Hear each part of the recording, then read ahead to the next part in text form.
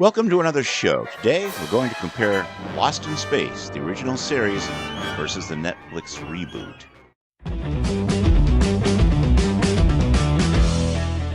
So, you have returned, Mr. Robinson. I didn't want to. I told him what had happened and he forced me to come back. Forced you? I owe no loyalty to these Earth people. I'm the first human to discover evidence of an alien intelligence. The original Lost in Space series, released in 1965, was created by Irwin Allen and aired on CBS. Set in the then futuristic year of 1997, the show chronicled the adventures of the Robinson family as they embarked on a mission to colonize a distant planet. However, their mission went awry when Dr. Zachary Smith, a saboteur, caused their spaceship, the Jupiter 2, to veer off course. Guidance system, destroy. Radio transmitter, destroy. Cabin pressure control system, destroy. The family, along with the nefarious Dr. Smith and the robotic assistant robot, had to navigate unknown galaxies and face numerous challenges. The original series was a product of its time, characterized by campy dialogue, colorful sets, and a light-hearted tone. Despite the limitations in special effects and occasionally implausible plot lines, the show garnered a dedicated fan base and is remembered fondly for its charm and creativity. The characters in the cast include Dr. John Robinson, the patriarch and leader of the Robinson family, played by Guy Williams; Maureen Robinson, the caring mother, portrayed by June Lockhart; Major Don West, the pilot of the Jupiter 2, played by Mark Goddard; Dr. Zachary Smith, the show's main antagonist, portrayed by Jonathan Harris. He is known for his comical cowardice and manipulative schemes.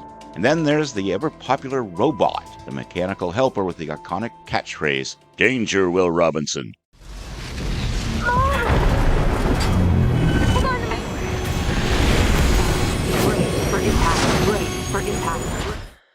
Let's take a brief look at the Netflix reboot from 2018.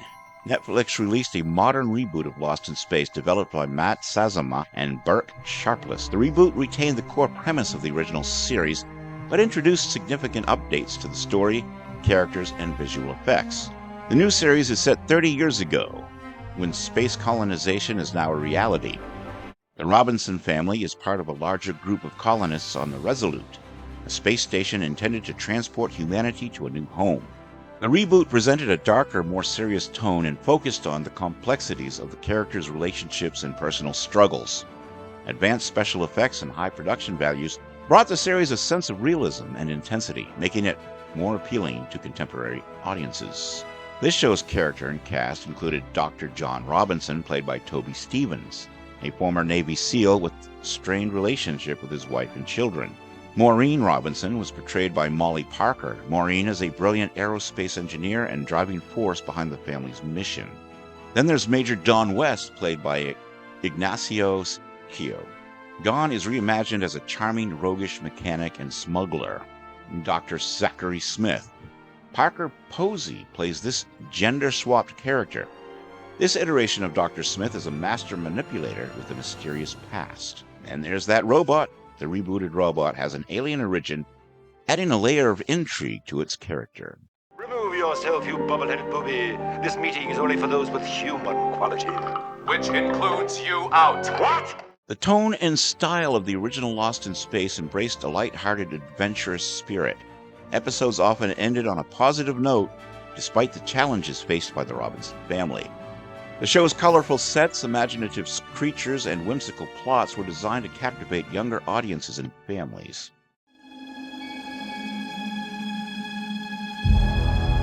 We're lost.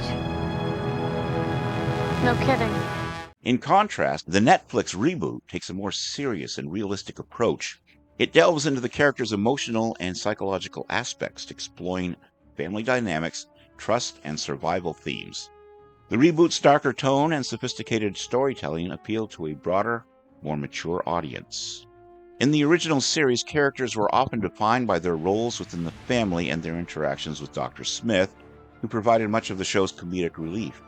Character development was relatively static, focusing more on episodic adventures than long-term growth. The Netflix reboot, however, strongly emphasizes character development.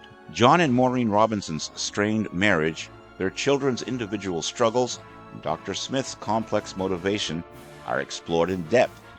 This focus on character arcs adds emotional weight to the series and allows for more nuanced storytelling. The original Lost in Space was limited by the special effects technology of the 1960s. Despite its low-budget effects, the show was innovative for its time, using practical effects and models to create its imaginative worlds. The Netflix reboot benefits from state-of-the-art special effects and high production values. The visually stunning landscapes, realistic space sequences, and detailed sets create an immersive experience for viewers. The advanced CGI allows for a more dynamic portrayal of the Robinsons' adventures and the various alien threats they encounter. The original Lost in Space has become a cult classic, remembered fondly for its charm, creativity, and memorable catchphrases. It paved the way for future sci-fi series and remains integral to television history. The Netflix reboot has been well received by both critics and audiences, praised for its high-quality production, compelling characters, and modernized storytelling. The reboot has introduced the Lost in Space franchise to a new generation of viewers while paying homage to the original series. In conclusion, the original Lost in Space series and the Netflix reboot have unique strengths and appeal. The original series is cherished for its nostalgic charm and imaginative storytelling, while the reboot offers a contemporary, emotionally rich, and visually stunning take on the Robinson family's adventures. Ultimately, both versions contribute to the enduring legacy of Lost in Space in their own distinct ways. Kevin isn't near his microphone, so I'm going to take it for this portion of the show. I felt that the first season of Lost in Space was awesome storytelling and more grounded and serious, but when the show went to color in the second season it kind of devolved into comedy with the papier-mâché monster of the week. I still enjoyed it, but I preferred the first season. The third season reverted somewhat back to form and ended the cliffhanger of the week endings. As to the Netflix version, I enjoyed it to a degree, but I thought the pacing was too slow and certain situations took too long to resolve. So, I far preferred the original series, but, of course I grew up with that one, so it will always hold a special place for me in my childhood. And that was our show for today. What do you think? Did you like the original Lost in Space series? How about the Netflix reboot? How does one compare to the other? Let me know your thoughts on the subject in the comments section below. And while you're at it, I'd be honored if you subscribe to my channel, click the bell to stay informed, and check out my Carl Vincent Vampire Hunter franchise also in the comments. Until next time, this is Kevin Gibbons saying, live long and prosper. May the force be with you. Keep reaching for the stars.